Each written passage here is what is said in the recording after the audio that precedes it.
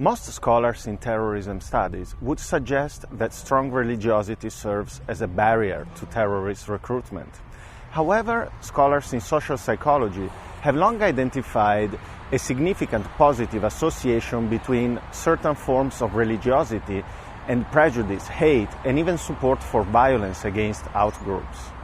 So, does strong religious belief serve as a gateway or as a barrier to terrorist recruitment? I think it's more helpful to talk about strong religious beliefs in the context of worldviews and worldviews that are healthy and respectful, or unhealthy and not respectful of difference.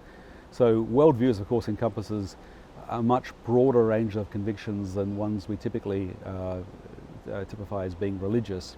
So the Anti-Defamation League in the United States has looked at terrorist attacks across the board, whether they're linked with international groups or just domestic groups, lone actors, or part of transnational networks.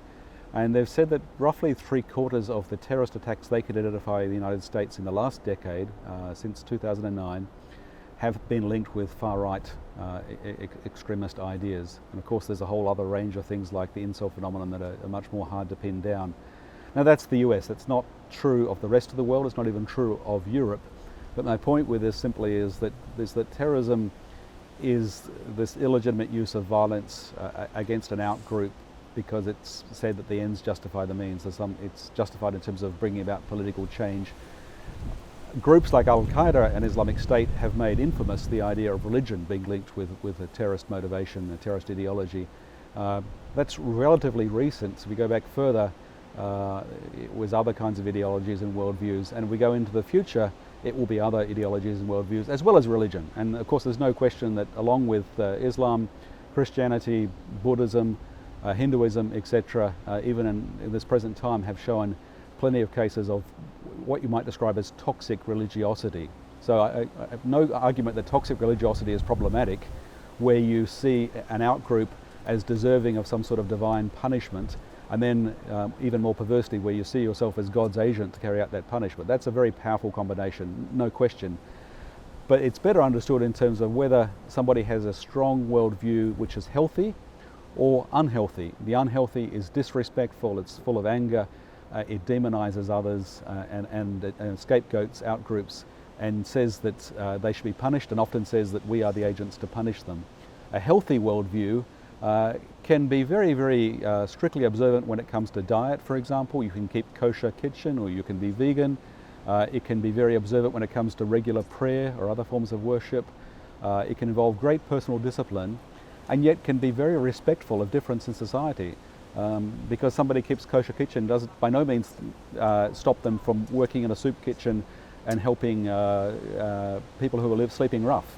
It by no means means they can't be engaged in dialogue and practical work against faith communities. And similarly, somebody may have no religious convictions at all and yet have a very strong worldview which leads them to charitable philanthropic efforts, or it takes them in a very different direction. So it's not religion per se. I mean, John Lennon famously saying that, imagine there was no heaven, then everything would be so much better. And the sentiment was true. The analysis was wrong, though. Most of the problems we see in recent history are not directly linked with religion. There are many, many that are directly linked with religion, but they tend to be about identity politics.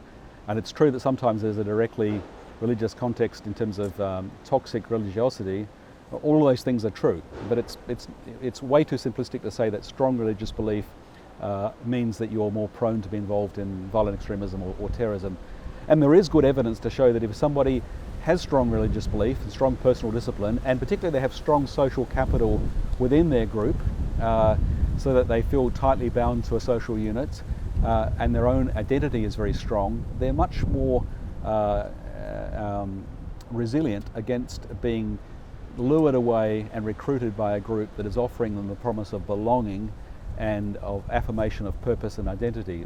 People get recruited into an extremist group, whether it's a religious cult or a terrorist group, because there's a personal need to be accepted and to belong and to be affirmed as having value as an individual and to be part of a greater struggle. So the terrorists literally do present themselves as the freedom fighters, but vulnerability is directly proportional to the extent to which we feel we're already part of a family that values and respects us, or we're looking for that family. And if we're looking for that family, whatever our cultural background, we're vulnerable.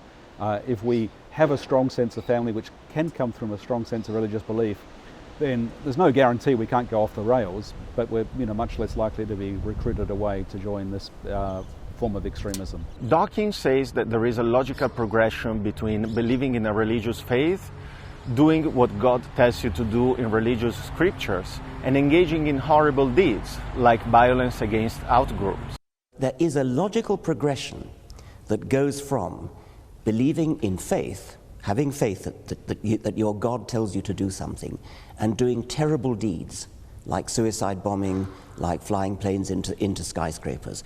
The vast majority of people of faith don't do such terrible things.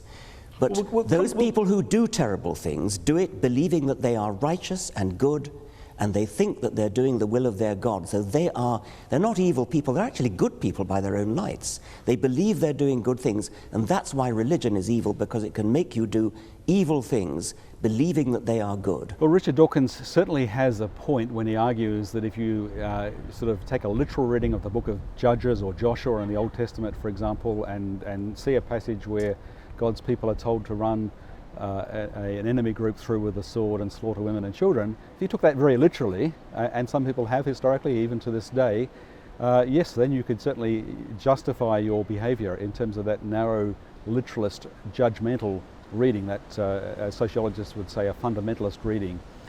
The broader trouble with Richard Dawkins' argument is he's guilty of the same sin that he accuses others of, in other words, of reductionism, and of taking a simple literalistic approach and being judgmental. That's exactly what he does when he attacks religion on a completely undistinguished, undifferentiated basis. Just because he's right in some of the extreme cases of toxic religiosity doesn't mean that he's right to condemn religion outright. And he's of course guilty of selection bias. Yes, we can certainly find the dots and join the dots to draw out a curve that fits with what Dawkins is saying, but more generally, a lot of this very selfish, judgmental, self-righteous human behaviour is not associated with religion. It can just as well be associated with strong political beliefs that use no religious language, or it can be situated in terms of other convictions about diet, about environment, about personal integrity. It's this familiar dynamic of in-group, out-group, of self-righteous human nature, of judging others and then appointing ourselves as God's instruments of judgment. Religious people can certainly do that, no question, and authoritarian populist figures, charismatic leaders, whether of cults or of political movements, can use religious language to incite and coerce people into doing this. But we see it happening in very non-religious settings as well. And on the flip side, the people who are working hardest against this kind of toxic religiosity are people who themselves are religious, and they're often, in terms of their own self-consciousness, motivated to work against toxic religiosity because they believe that the basic deep principles and values of their faith require them to do this. That this is, in their view, a sacrificial service. So it cuts both ways. What Richard Dawkins is talking about is much too simplistic, much too reductionistic, and much too judgmental. In other words, Richard Dawkins is a fundamentalist.